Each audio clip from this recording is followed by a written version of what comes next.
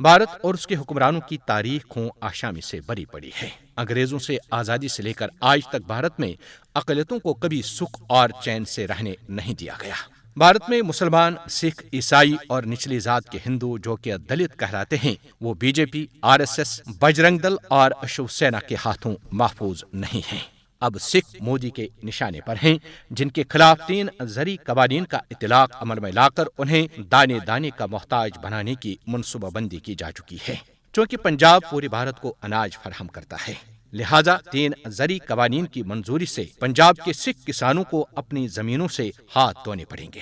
سکھ مودی کی اس سازش کو بروقت بھانپ گئے اور انہوں نے گزشتہ برس سے پورے بھارت میں احتجاج اور مظاہروں کا سلسلہ شروع کیا ہے، جو ختم ہونے کا نام نہیں لے رہا۔ آج تک اس احتجاج کے دوران سینکڑوں کسان اپنی زندگیوں سے ہاتھ دھو بیٹھے، جبکہ گزشتہ 20 برسوں کے دوران 3 لاکھ سے زائد بھارتی کسان خودکشیاں کر چکے ہیں۔ بھارتی کسان پیچھے ہٹنے کا نام نہیں لے رہے اور وہ مودی حکومت کے 3 متنازع زرعی قوانین کو کسی صورت تسلیم کرنے پر تیار نہیں ہیں، اور جب بھی انہیں موقع ملتا ہے تو وہ مودی حکومت کی جانب سے کسان دشمن اقدامات کے خلاف احتجاج اور مظاہرہ کرتے ہیں۔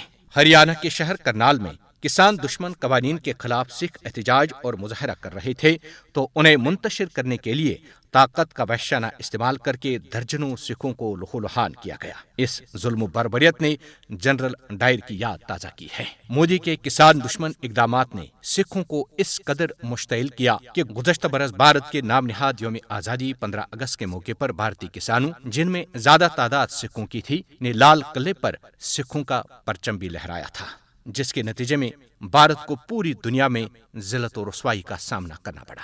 سکھوں پر بھارتی مظالم آج سے نہیں بلکہ 1984 میں سکھوں کے مقدس مقام گولڈن ٹیمپل پر بھارت نے ٹینکیں چڑھا کر نہ صرف اسے مسمار کیا بلکہ ہزاروں سکھوں کا قتل عام کیا گیا، جن میں سکھوں کے گرو سنت جرنیل سنگھ بھندرا والا بھی شامل تھے۔